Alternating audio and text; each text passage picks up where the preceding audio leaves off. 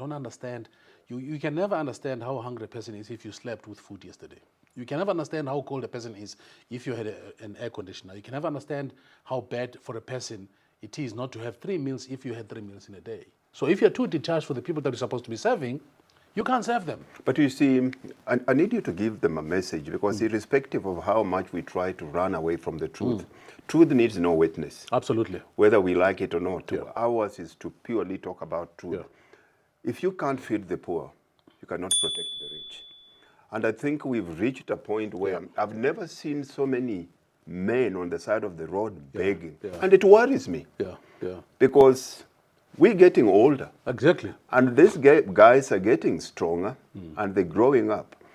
This is a guy that feels he's been laid down by us. Exactly. Yeah. Because we become so immune to them to a point where I don't even see him. Yeah. Yeah. I feel bad afterwards, but I know this guy. Now, how do we go back? Because apart from politicians are byproducts of society. of the society. Yeah.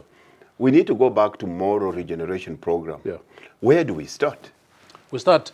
I think already we've got institutions, we've got churches, we've got youth clubs, we've got schools. Unfortunately, we're not very good at. So what we need to do what's called social re-engineering. We need to re-engineer the social fabric of our society by using those institutions. And certainly most of these institutions are very inwardly looking instead of outwardly looking. So for argument's sake, if you look at the church, the church serves itself now. It does not longer serve the society as it used to be in the olden times. We need to challenge these men and women who have so much power over people. And we need to say to them, you cannot teach people about giving if you don't teach them about making money. You cannot want to pray for failed marriages if you don't teach people about building relationships. You cannot want to pray for the sick if you don't teach people how to eat and live healthy. So we have to stop being very philosophical and start being practical. Right responsibility. Exactly. We need to say, in this society, we need. If you look at, I'll give you an example. If you look at guys from Mozambique and South Africa, all of them are tradesmen: bricklayer, panel beater, plumber, electrician, you name it. If you look at South African young people, they don't think that is a sexy thing to do. However, a lot of people don't even know that some plumbers make more money than the doctor. But because the narrative is not told, they say, I don't want to become a plumber, I want to go to university. Not all of us have got the aptitude to go to university, but we've got the gift.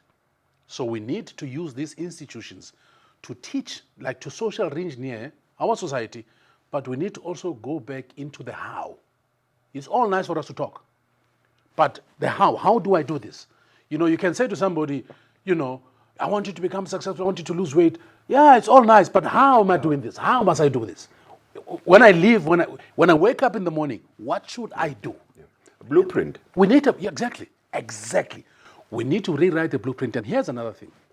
We've got the so-called NDP, National Development Plan. Nobody knows what this thing is. Because it's so sophisticated that nobody knows. What we need for this country, we need a new vision.